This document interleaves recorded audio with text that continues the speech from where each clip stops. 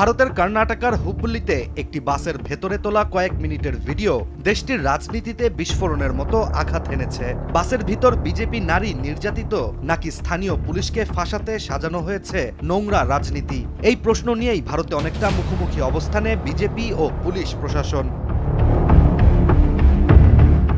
ভারতের স্থানীয় গণমাধ্যম টাইমস অব ইন্ডিয়ার একটি প্রতিবেদন থেকে জানা যায়, কর্ণাটকার ঘটনায় বিজেপির দাবি দলের ওই মহিলা কর্মীকে গ্রেপ্তারের নামে প্রকাশ্যে মারধর করা হয়েছে, জামাকাপড় ছিঁড়ে দেওয়া হয়েছে এবং চরম অপমান করা হয়েছে।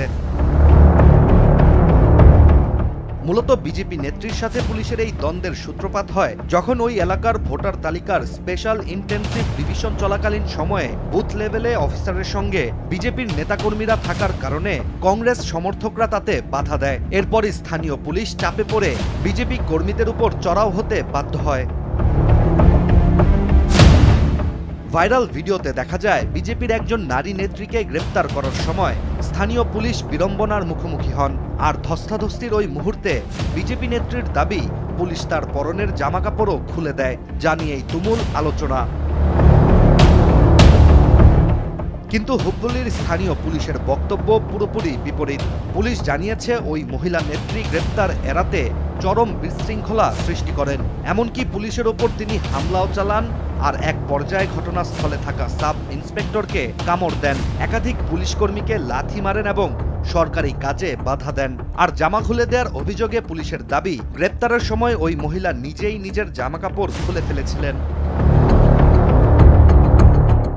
উত্তেজনাকর এই ঘটনার পর কর্ণাটক পুলিশ কমিশনারের দাবি পরিস্থিতি সামাল দিতে মহিলা পুলিশ কর্মীরাই স্থানীয়দের সাহায্যে তাকে কাপড় পরিয়ে দেন। বিজেপি ওই নেত্রীর সাথে পুলিশের কোনো সদস্যই দুর্ব্যবহার করেননি।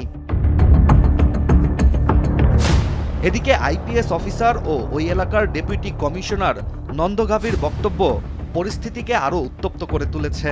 তার দাবি ওই মহিলা স্থানীয় পুলিশদের আঘাত করার চেষ্টা করেন ও বাসের ভেতর হাই ড্রামা তৈরি করেন। এছাড়া পুরো ওই ঘটনার ভিডিও করাতে অন্য মহিলাদের উস্কানিও দিচ্ছিলেন। সবচেয়ে অবাক করার বিষয়টি হচ্ছে ওই বিজেপি নারী নেত্রীর বিরুদ্ধে হানি ট্র্যাপ, ব্ল্যাকমেইল, সরকারি কাজে বাধা দেওয়ার মতো গুরুতর অভিযোগে এর আগেই প্রায় 9টি মামলা রয়েছে। এই ঘটনার গুরুত্ব বুঝে পুলিশ কমিশনার ও 2 ডেপুটি কমিশনার পুরো বিষয়টি পর্যালোচনা করছেন, আর পুলিশ বলছে তাদের কাছে সব ঘটনার ভিডিও প্রমাণ রয়েছে। কিন্তু বিজেপি আবার বলছে সেই ভিডিওই পুলিশের ভূমিকা নিয়ে বড় প্রশ্ন তুলবে। বাসের ভেতরের কয়েক মিনিটের সেই দৃশ্য এখন শুধু একটি গ্রেপ্তার নয়, এটি ভারতীয় প্রশাসনের নিরপেক্ষতা, রাজনৈতিক সংঘর্ষ এবং ক্ষমতার অপব্যবহার নিয়ে এক ভয়ঙ্কর প্রশ্ন তুলেছে। এখন প্রকৃত তদন্ত শেষেই বেরিয়ে আসবে বাসের মধ্যে নারী নেত্রী আসলেই নির্যাতিত হয়েছিলেন নাকি পুরো ঘটনাই ছিল পরিকল্পিত। ইশতিয়াক হোসেন, দেশ টিভি।